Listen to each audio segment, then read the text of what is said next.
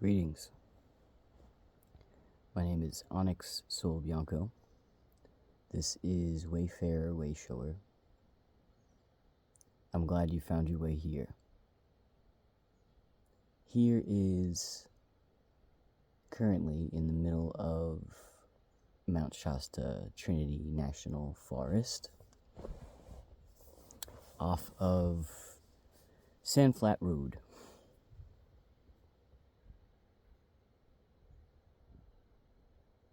It feels incredible to wake up to these trees and their green, timeless presence. Evergreen.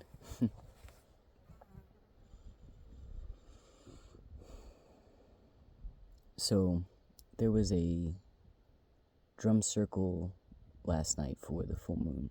Technically, the moon is at its fullest lunation tonight, and it is a blue moon, which is where we get this phrase, once in a blue moon.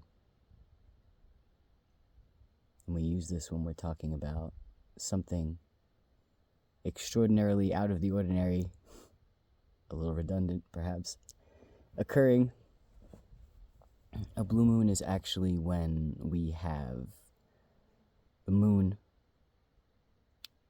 occurring in the same sign twice within 1 month, and in this case it's Capricorn. So our full moon is in Capricorn. And what's interesting about this is that the first full moon that we had in Capricorn, it was at the first degree of Capricorn, and this is at the last degree. Why this is particularly noteworthy is because the 29th degree of Capricorn is the degree that's been getting lit up, if you will, by Pluto, who has been transitioning out of Capricorn and into Aquarius now for the past couple of years. And why it's been a gradual transition is because in retrograde periods, though he has entered into Aquarius, he's ended up going back into Capricorn, to this last critical degree.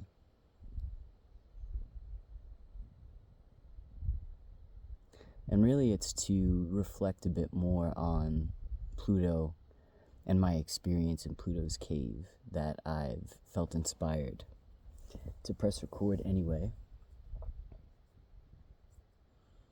The first thing that's coming to me is to share that at the very beginning of my spiritual awakening, if you will, it was this period of time, I want to say maybe 2013, 14, something like this. I was having a lot of vivid dreams, and I was experiencing some sort of kundalini situation in terms of the energy surges that were moving through my body and etc. And it kicked into motion some very deep shadow work. But what spurred this shadow work was the fact that I was sitting with the realization that I was feeling afraid of the dark. And this was interesting to me because I wasn't afraid of the dark as a kid or anything like that. It's not like it was something that was persistent throughout my life. It was more so that this fear or this aversion arose in this particular moment of time, and I was taking that metaphorically, symbolically, as a resistance to whatever was in the shadow. So I dove right in. And the practice, I was doing so much journaling in that period. One of the practices that I was using at that time was simply every single human being in my life who caused a sort of reverse reaction in me, I fully described what that adverse reaction was, and then I fully identified where that existed in myself as well. Anyway, what's more important about this is that I recognized that there was a fear of the dark. Fast forward to 2019, when I first went to the Hawaiian Islands. I was called first to Maui, and I was staying off-grid in the middle of nowhere, and when there was a new moon especially, it was so dark, that when I was going to sleep at night, sometimes I'd hold my hand in front of my face, and I couldn't even see it with my eyes open. And at that time, what would manifest somatically was these sensations, almost like a sort of claustrophobic response. Like, it would almost induce a sort of anxiety or panic attack, just like this feeling of something closing in, or like I couldn't breathe, you know?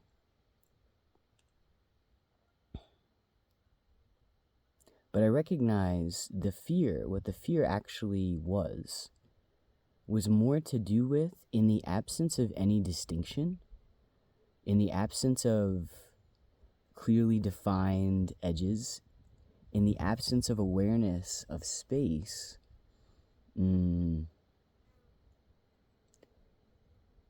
there's this,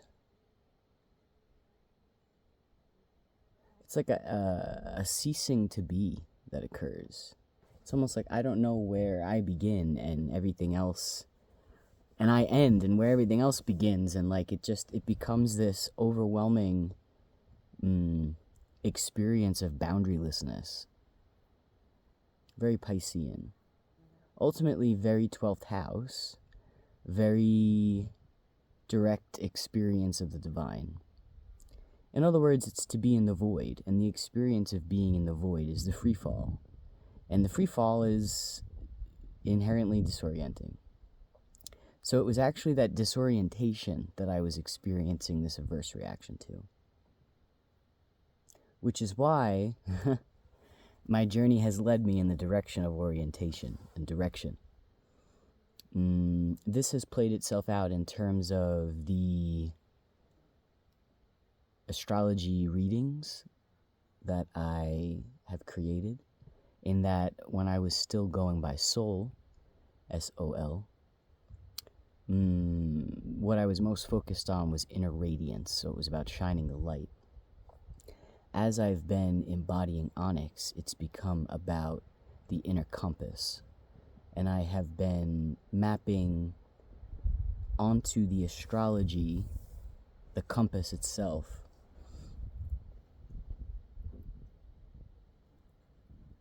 and relating to time in such a way, it was just a bee, relating to time in such a way as to understand my own relativity, so to speak, to understand my own rhythm in time so as to be properly aligned. To me, this is about orientation. All this to say, when I went into Pluto's cave, what was actually, I think, one of the most remarkable things, and one of the ways that I understand that I've grown and that I've integrated my darkness, is that I was able to go deep into the cave and turn off my light and sit in that complete darkness. Underground, no less, which it's like, if ever there was anything to induce a potentially claustrophobic feeling, it would be to be surrounded by the earth, especially earth that could theoretically cave in at any moment, right? But I wasn't experiencing any of that fear, any of that aversion, any of that panic, any of that claustrophobia, nothing.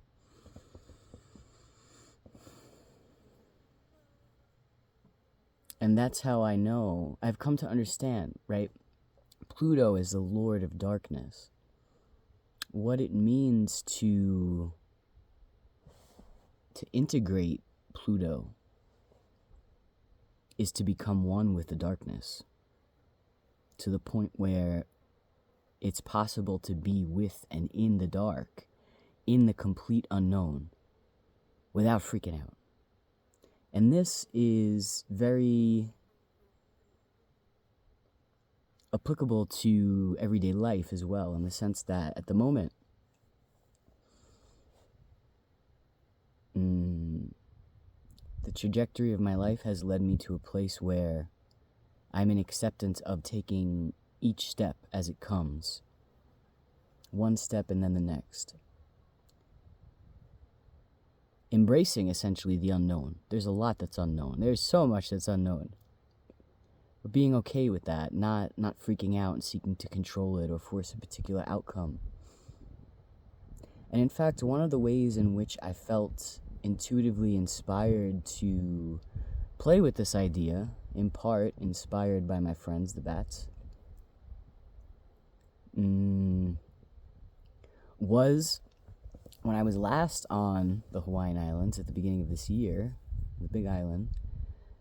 I was doing a lot of walking around the property of this particular community that I was staying in at night, in the dark, without my light.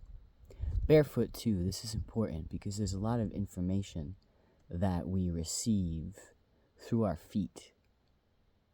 So I was walking barefoot through the property, navigating one step after the other, getting from one place to another in the dark as an exercise in trust. And the knowing that it's just taking one step and then the next and then the next. Towards the end of that particular trip, my stay at that particular community, I had a very profound mushroom journey with someone with direct shamanic lineage in Peru. He worked a lot with wind, with the breath. And this is something I understand through working with sound in a healing way. The ability to shift energy with the breath and with vibration. And we had this journey out in this space in the middle of the woods, right? The jungle, rather, over there. And we had one single candle, and that candle went out. And when it went out, I was like, no. Not out of a fear of being in the dark so much as that the warmth of firelight is so pleasing to me. I love it. So I was languishing over the lack of pleasing warm light, right? And he, on the other hand, he just rolled right with it, and he challenged the hell out of me in that moment. And what occurred was that I, within myself, once I stopped being in resistance to the candlelight no longer being there, and I stopped feeling bummed, was that inside I accessed a place which very much to me felt and seemed, the visual that I received was, it was as though I was sitting on clouds in the sky, and it was just this dazzlingly brilliant white light. It was so radiant, this light. And yeah, it was like a combination of sitting on clouds, but and also it was just like this incredibly comfy bed. Just this bed in the clouds in the sky in this dazzlingly brilliant, radiant white light.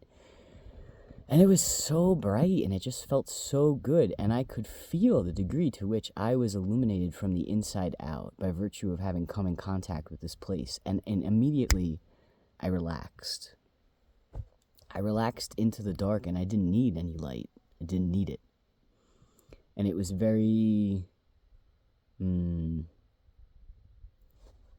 yeah, it was almost like... this, like, stereotypical phrase that we have of finding our light in the darkness. It literally was that, you know? And it changed me in the sense that once I felt that, once I accessed that place in such a visual visceral way, it's not one that I can lose touch with anymore. And thus, I was able to go into the cave in the dark. And I'm celebrating that today on this once in a blue moon day, date and time, point in time, space. I also am wanting to express gratitude for the fact that the day after having done this, completed this ceremonial, ritualistic task, I attracted into my reality dear friends, soul tribe,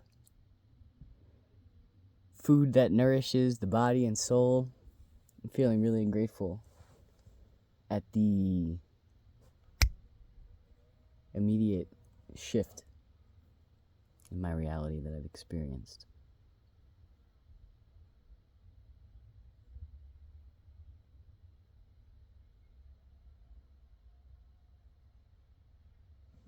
There's still more that I could say, but this feels good right here.